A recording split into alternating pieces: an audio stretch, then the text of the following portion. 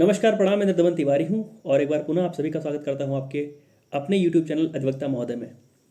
लखनऊ विश्वविद्यालय में कुछ ही दिनों में जो फैकल्टी ऑफ लॉ है वहाँ से LLB 3 ईयर्स कोर्स में LLB 5 ईयर्स कोर्स में जो आपका विस्तृत परीक्षा कार्यक्रम है, शेड्यूल है, वो जारी होने वाला है।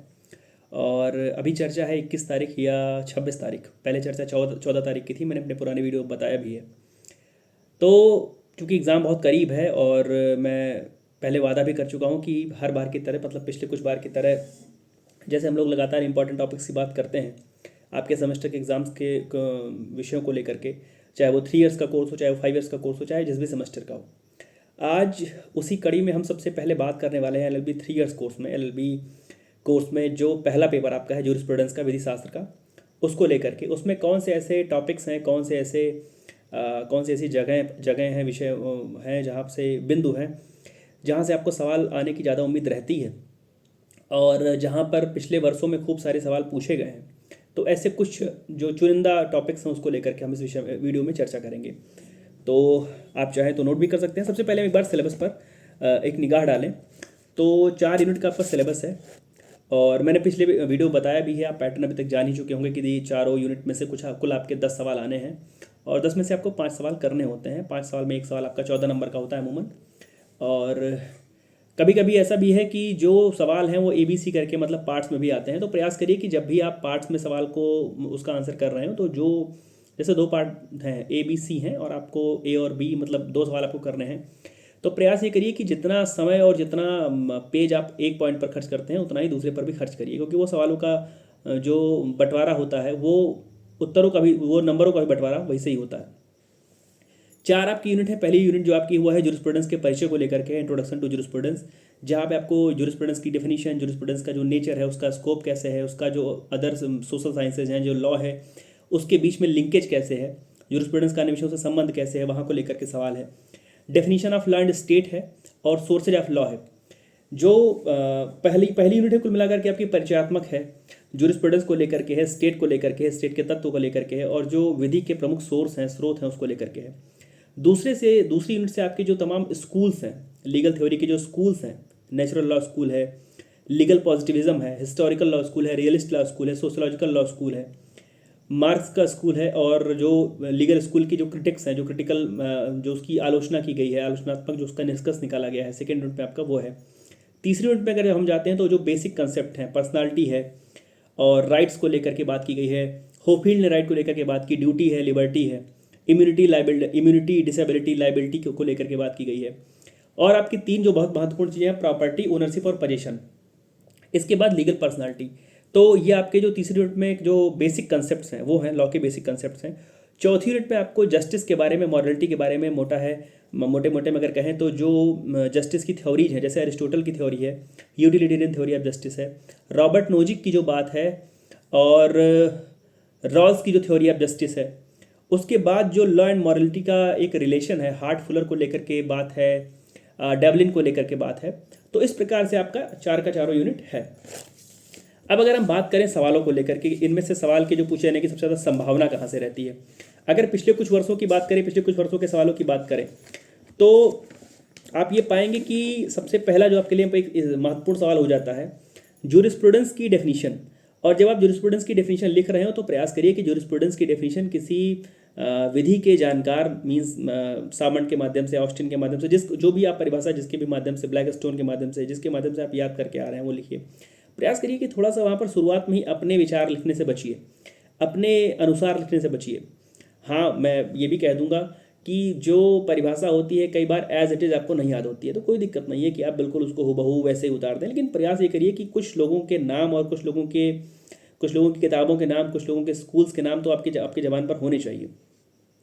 तो जूरिस्प्रूडेंस की जो नेचर है, जूरिस्प्रूडेंस का जो स्कोप है और जो उसका पढ़ने का तरीका है, जो उसका लिंकेज है, लिंकेज मीन्स कि आप जूरिस्प्रूडेंस को कैसे समझते हैं, कि जूरिस्प्रूडेंस को मान लीजिए इकोनॉमिक्स से उसका रिलेशन कैसे है, या जूरिस्प्रूडेंस का साइकोलॉजी से रिलेशन कैसे है।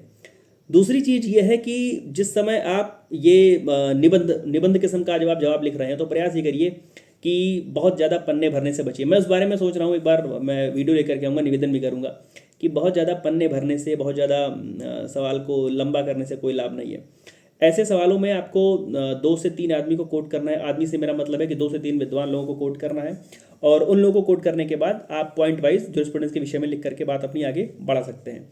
दूसरा जो आपके लिए एक बड़ा सवाल है वो लॉ के सोर्सेज को लेकर के सवाल खूब पूछा गया है कि विधि के स्रोतों के रूप में किसी एक चीज़ को पूछ लेंगे आपसे कि विधि के स्रोतों के रूप में प्रेसिडेंट की विवेचना कीजिए। प्रीसीडेंट मतलब पूर्व निर्णय। विधि के स्रोतों के रूप में कस्टम की तुलना, कस्टम के विषय में बताइए। बताइए कि कब एक जो कस्टम है वो कैसे वो वैध कस्टम माना जाता है, कैसे क्या शर्तें होनी चाहिए, क्या 10 साल से चली आ रही कोई प्रथा रूढ़ी का रूप ले सकती है। इस प्रकार से सवाल आपसे पूछे जाते हैं। तो लॉ के सोर्सेज को खूब कायदे से पढ़िए, और उन तीनों में से मान के चलिए किसी एक को आपसे विस्तार में पूछा जा सकता है। उसके बाद हम जब आगे बढ़ते हैं, लीगल पॉजिटिविज्म को लेकर के खूब सवाल पूछा गया है। लीगल पॉजिटिविज्म को लेकर के मुझे लगता है 2022 में या 23 में भी सवाल आया था। तो लीगल पॉजिटिविज्म को लेकर के आप सवाल वो तैयार करके आइएगा। और यहाँ से आपके लिए एक चीज़ जो बहुत जरूरी है, sociological law school. Dean Roscoe pound को पढ़ना बहुत जरूरी है।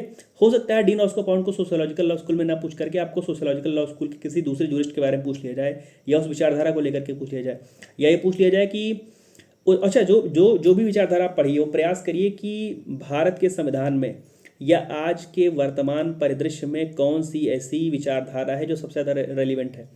अगर आपको लगती है कि रियलिस्ट बहुत रेलिवेंट है, अगर आपको लगती है सोशियोलॉजिकल लॉ स्कूल बहुत रेलिवेंट है, तो उस प्रकार से थोड़ी सी अप्रोच अपनी डेवलप करके आइएगा कि हो सकता है वो भारत के दृष्टिकोण से।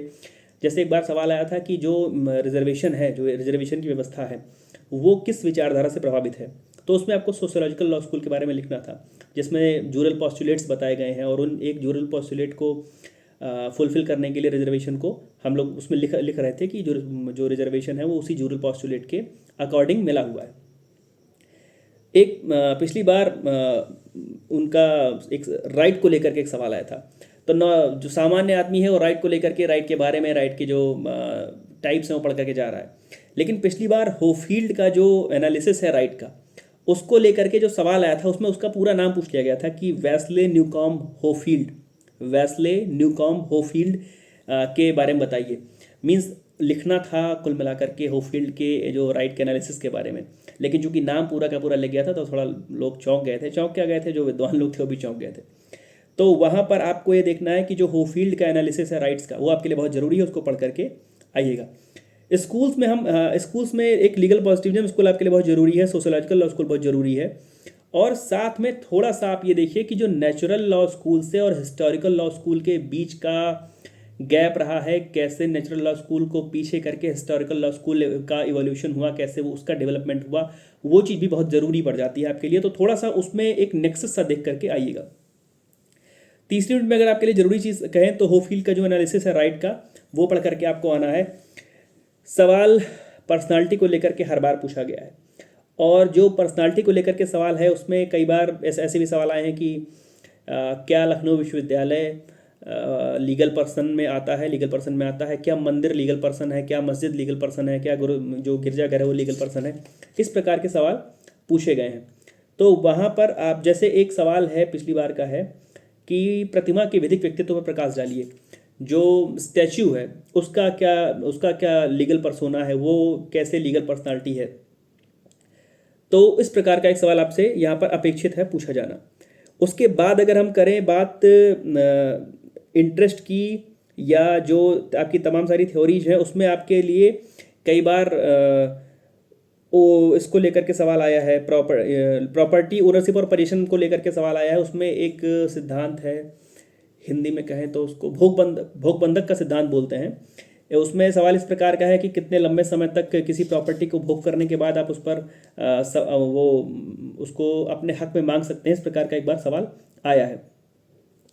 उसके बाद अगर हाँ, जैसे सवाल एक है कि कब्जा स्वामित्व का प्रथम दृष्टया साक्ष्य है, जो पोजीशन है वो ओनरशिप का प्राइमा फेसा एविडेंस है, इसकी व्याख्या कीजिए। और कब्जा अर्जन मतलब कि कैसे आप पोजीशन को एक्विजिट करेंगे, उसके विभिन्न प्रकार जो हैं, उसके तरीके हैं, उसको लिखिए। उसके बाद हम जो अगले यूनिट में अगर देखें तो जो थ्योरी ऑफ जस्टिस आपके लिए बहुत ज़रूरी है।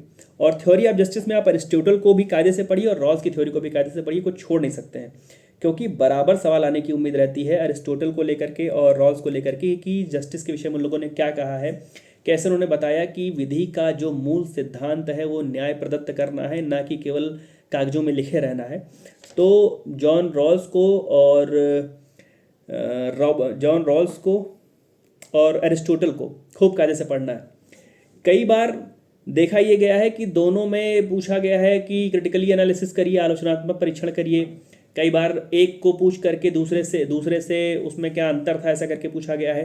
तो जब दोनों का पढ़ करके जाएंगे वो सवाल तभी कर पाएंगे। और चूंकि थोड़ा सा रूखा सब्जेक्ट है, थोड़ा सा मैं कहूँगा, रूखा नहीं कहना चाहिए लेकिन मुझे रूखा ही लगता है तो मैं कह रहा हूँ, थोड़ा सा रूखा सब्जेक्ट है, इसलिए मैं कहूँगा कि चीज़ों को थोड़ा सा डेप्थ में जा करके पढ़िए। क्योंकि एक बहुत छोटी सी बात पर, किसी बहुत छोटे से बिंदु पर दोनों लोगों में अंतर है। और मैं यहीं पर नहीं कह रहा हूँ, मैं ऊपर की भी थ्योरीज में कह रहा हूँ। जैसे स्कूल्स में मैं कहूँ तो किसी बहुत छोटी सी बात पर किसी ने उस स्कूल को कुछ और कह दिया है, इस प्रकार की बातें हैं। उसके बाद लॉ एंड मॉरलिटी आपके लिए बहुत ज़रूरी है। और लॉ मॉरलिटी की जो पूरी की पूरी चर्चा है उसमें कैसे आधुनिकता और उत्तराधुनिकता का जो एक वो व्यवस्था रही है कि कैसे उस कभी मॉरलिटी को गौड़ मान लिया गया, कभी कहा गया कि नहीं, नैतिकता विधि बनाते समय नैतिकता को बहुत सोचने की, समझने की, उससे परेशान होने की ज़रूरत नहीं है। कब ये चीज़ कही गई कि नहीं, विधि का निर्माण बिना नैतिकता का ध्यान रखे हो ही नहीं सकता है। कई एक आध बार इस प्रकार के भी सवाल आए हैं। जैसे कोई हाल में ऐसा लेजिस्लेशन आप उठा कर देखिए, चाहे वो एलजीबीटीज़ के राइट को है या किसी भी प्रकार के ऐसे राइट को, किसी भी ऐसे बार वर्कर को लेकर के है कि उनको राइट देना क्या ठीक है। बहुत लोगों के लिए वो मॉरलिटी के उनके तराजू पर खरा नहीं उतरता है। लेकिन क्या लॉ नहीं बनना चाहिए उनके लिए, क्या फंडामेंटल राइट्स उनको अवेल नहीं होने चाहिए, इस प्रकार के सवाल आए हैं। तो थोड़ा सा वहाँ पर कंसेप्चुअल क्लियरिटी भी रखिएगा और थोड़ा सा एक निबंधात्मक प्रश्न के लिए तैयार रहिएगा। तो एक बार दोबारा से अगर देख लें तो आपको जूरिस्प्रूडेंस के डेफिनेशन, नेचर, स्कोप से एक सवाल, सोर्सेज ऑफ लॉ से एक सवाल, लीगल पॉजिटिविज्म और सोशोलॉजिकल लॉ स्कूल में से एक सवाल, हिस्टोरिकल और नेचुरल लॉ स्कूल का जो संबंध है वहाँ से एक सवाल, उसके बाद होफील्ड का जो एनालिसिस है राइट्स का, उसको लेकर के एक सवाल। और जब राइट्स आप पढ़ रहे हैं तो राइट के काइंड में पढ़ लीजिएगा कि जैसे कई बार है कि पूर्ण अधिकार, अपूर्ण अधिकार में क्या अंतर है, परफेक्ट इम्परफेक्ट में क्या अंतर है, इस प्रकार के सवाल। लीगल पर्सनालिटी और उसकी जो थ्योरी है उसको लेकर के सवाल। एरिस्टोटल नहीं, मैं बोल रहा हूँ कि जस्टिस की जो थ्योरीज हैं आप उसको पढ़ करके आइए, वहाँ से आपको सवाल मिलना तय है। आधुनिकता और उत्तराधुनिकता के को विशेष ध्यान में रखते हुए उसको उसके दृष्टिकोण से, उसके दृष्टिगत आप ये देख करके आइए कि लॉ एंड मॉरलिटी में कोई संबंध आज की डेट में है या नहीं है। एक आध बार अगर कहें ABC करके अगर सवाल कहें तो HLA हार्ट का जो ऑस्टिन को उन्होंने जो क्रिटिकली एनालिसिस किया उसको लेकर के सवाल पूछा गया है। AB करके जो सवाल कह रहा हूँ, केल्सन की जो थ्योरी है प्योर लॉ की, जो ग्रैंड नॉर्म की थ्योरी है, वो भी पूछी गई है कई बार मीन्स वही AB करके सवाल पूछा गया है। और जैसे मैंने सोर्सेज ऑफ लॉ में कहा, तो सोर्सेज ऑफ लॉ में सबसे ज़्यादा अगर पूछा गया है तो लेजिस्लेशन पूछा गया है और कस्टम के बारे में पूछा गया है। रॉस्कोपॉन्ड के बारे में मैंने कहा है कि वो सवाल कई बार वो पूरा का पूरा बड़ा सवाल आया है।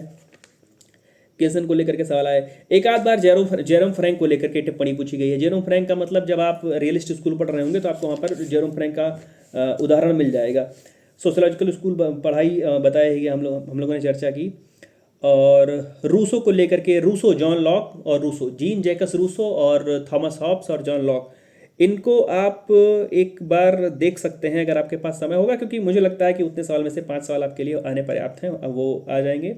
लेकिन थोड़ा सा भी इनको अगर आप देख करके आएंगे तो आपके लिए बढ़िया रहेगा। रेशियो डिसेंडाई को लेकर के सवाल पूछा गया है, ओबिटा डिक्टा को लेकर के सवाल पूछा गया है। ये सब बहुत छोटी छोटी चीज़ें हैं और AB करके पूछी जाएंगी। ये ओबिटा डिक्टा हुआ, रेशियो डिसेंडाई हुआ, या केल्सन में और कार्ल स्मिथ थे उसमें अंतर है, तो ऐसा सवाल पूरा बहुत बड़े में नहीं आना है। जो बड़े में सवाल आना था वो शुरुआत में जो हम लोगों ने 5-7 सवालों की चर्चा की है वो एनफ है, पर्याप्त है। तो ढेर सारी शुभकामनाएं आप सभी को। हो सकता है आपने इसके अलावा भी कुछ पढ़ा हो तो वो भी आ जाए, मैं तो ये कहूँगा। बाकी ढेर सारी शुभकामनाएं हैं। जल्दी जो आपका नया जो दूसरा पेपर है, सेकंड पेपर है कॉन्ट्रैक्ट का, उसको लेकर के आऊँगा। उसके जो इंपॉर्टेंट टॉपिक्स उसको लेकर के आऊँगा। बस एक निवेदन है कि पन्ने भरने और बहुत ज़्यादा लंबा चौड़ा जवाब लिखने में मत फंसिए। प्रयास करिए कि अपने सवाल को 4 से 5 पेज में ख़त्म करिए। 25-26 के अप्रॉक्स अगर आप लिख करके आ रहे हैं तो बढ़िया लिख करके आ रहे हैं। बाकी कुछ लोग उसी चीज़ को 40 पेज में लिखने की, 38 पेज में लिखने की क्षमता रखते हैं, उनसे अपना कंपैरिजन ना करिए। वो उनका लिखने का तरीका है, ये आपका लिखने का तरीका है। तो अगर आप संक्षिप्त में भी बढ़िया लिख रहे हैं तो बेहतर है, आपका स्वागत है। तो ढेर सारी शुभकामनाएं आप सभी को। त्रिवर्षीय पाठ्यक्रम में जो प्रथम वर्ष के छात्र हैं आप सभी को ढेर सारी शुभकामनाएं। जल्दी ही सेकंड पेपर जो आपका उसको लेकर के उपस्थित हो जाऊंगा, तब तक जुड़े रहिए मेरे साथ। धन्यवाद, प्रणाम।